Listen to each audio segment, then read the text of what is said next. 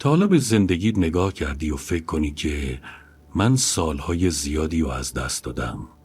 نه روز، نه ماه، سال. و بدترین قسمتش حتی اون اتفاقی که افتاد نیست، اون فکر آرومیه که مثل سایه همه جا دنبالته. اگه زودتر شروع کرده بودم الان یه آدم دیگه بودم. میخوام یه قول بهت بدم. تا آخر این ویدیو یه تمرین ساده دستت میاد و یه چیز عجیب غریب، یه کار واقعی که توی کمتر از 10 دقیقه میتونی انجامش بدی و پشیمونی رو تبدیل به مسیر کنه. و نمیخوام الکی باورش کنی، میخوام همینجوری که داری گوش میدی تغییرش رو حس کنی. به بیدارگر خوش اومدی. اگه از اینجور محتوا خوشت میاد، واقعی، آروم و کاربردی، ویدیو رو لایک کن، سابسکرایب کن و زنگوله رو بزن. کمک میکنه این ویدیو به آدمایی برسه که بهش نیاز دارن. بریم شروع کنیم. فصل اول، دروغ سالهای هدر رفته. بذار رک باشیم. پشیمونی سنگینه.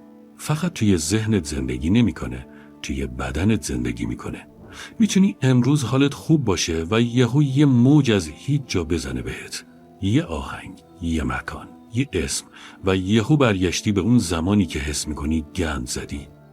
بیشتر آدما سعی میکنن از این حس فرار کنن، با زور مثبت فکر کردن یا با بی‌حس کردن خودشون یا با سرگرم نگه داشتن خودشون.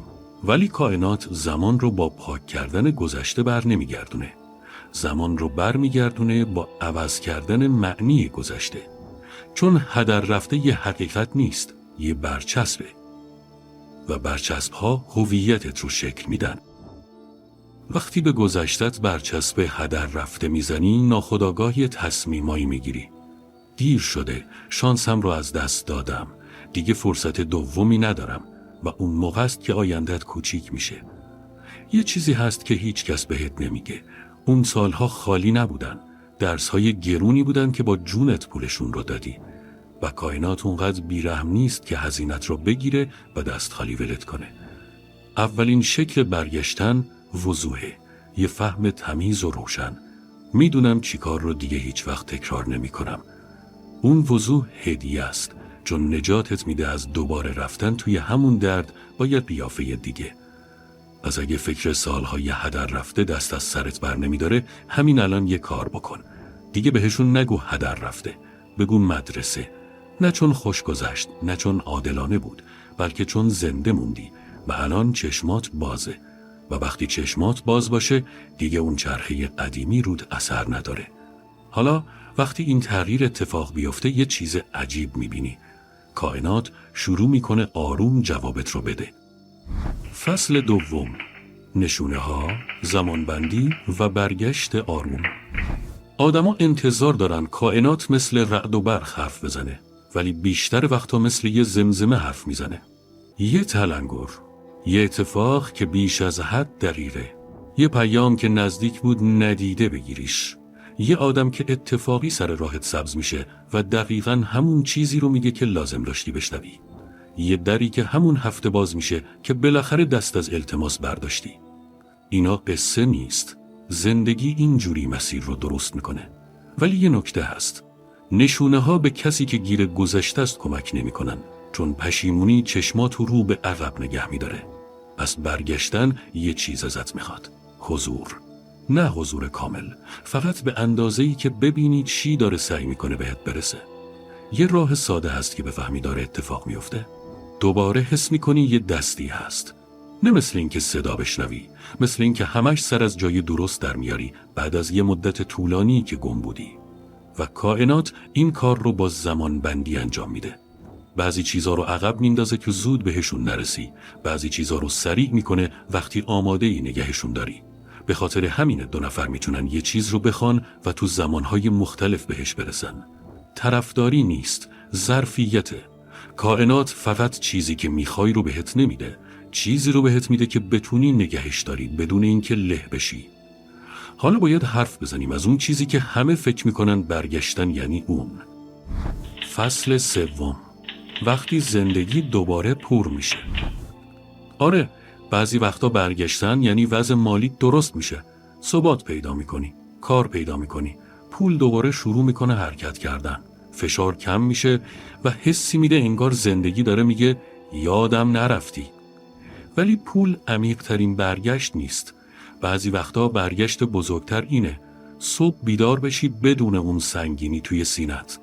دوباره به حس و تصمیمای خودت اعتماد کنی. آدمایی رو پیدا کنی که باهاشون احساس امنیت میکنی. حس کنی دوباره ذوق و انرژی داری. بخندی از ته دل بعد از یه دوره طولانی که خشک بودی. و این نشونه این که زندگیت واقعا داره برمیگرده. دیگه اینجوری راه نمیری که انگار همه چی کمه. کمبود فقط پول نیست. کمبود اون حسه که عشق تموم میشه، که فرصتها محدودن، که باید با همه بجنگی تا زنده بمونی. وقتی برگشت شروع میشه دوباره راحت تر میشی چیزا رو با بقیه تقسیم کنی، خود به خود. نه اینکه ثابت کنی آدم خوبی هستی، نه اینکه پیش کائنات امتیاز جمع کنی، بلکه چون یه چیز ساده یادت میاد هست وقتی سر جایی و متوجه میشی داری کارای کوچیک میکنی، مهربونتری بدون اینکه به خودت فشار بیاری، کمک میکنی بدون اینکه چیزی عوضش بخوای، سریعتر میبخشی، دوباره آدما رو راه میدی به زندگیت. این ضعف نیست، این پریه که داره از رفتارت بیرون میزنه و کائنات عاشق اینه، چون کائنات فقط زمانت رو برمیگردونه، دلت رو هم برمیگردونه. حالا میرسیم به مهمترین قسمت، چطور این برگشت رو واقعی کنی، نه فقط یه حس زود گذر. فصل 4، یه تمرین ساده برای شروع دوباره. گفتم تا آخر یه تمرین ساده بهت میدم. رسیدیم بهش. 5 قدمه. توی کمتر از 10 دقیقه میتونی انجامش بدی و جواب میده، چون حالت رو عوض میکنه. سریع. قدم اول، اسم سنگینی رو بگو. آروم بلند بگو دارم پشیمونی حمل میکنم. نه داستان بگو، نه توضیح بده، فقط راستش. قدم دوم، درسش رو پیدا کن. از خودت بپرس این چی بهم یاد داد درباره یه چیزی که واقعا نیاز دارم. یه جمله ساده نگهش دار.